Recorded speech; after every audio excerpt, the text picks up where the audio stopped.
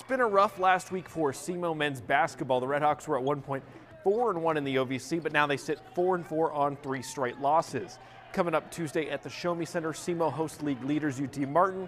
And at 7-1, the Skyhawks play a very different style of basketball, something that Redhawks head coach Brad Korn is definitely accounting for.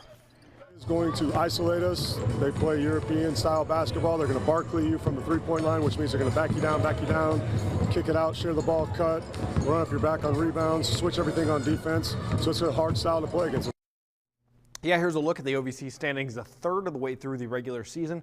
The slump has now SEMO down in 7th position, part of a very large midfield pack. Hey, do not feel too bad if you're a Redhawks fan. Last year, SEMO was 5-3 through their first 8 games, and yeah, they went on to win the regular season title outright. So remember, anything is possible. Win streaks can happen, but to start win streaks, you have to win games, and to make that comeback charge happen, first step is UT Martin. Tuesday night at the Show Me Center, tip-off at 7:30.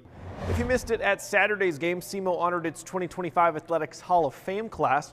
5 Redhawks inducted, including former baseball player and head coach Steve Beezer, including Brandon Colbert for track and field, Paul McRoberts for football and basketball, and another former football player, Blake Pfeiffer, in as well as 7-time OVC champion with cross country and track and field, Lindsey Zeeler. SEMO tennis started the season this weekend at Tulsa. The Redhawks finishing 0-3 at the Hurricane Invite. Next up for the reigning OVC regular season champions, a Saturday match at Northern Iowa. Track and field was on the road this weekend at the Indiana Invitational, and 2 Redhawks with finishes atop the podium. Matt Pluff, the freshman, winning on high jump, and grad student Marshall Swadley winning in the shot put.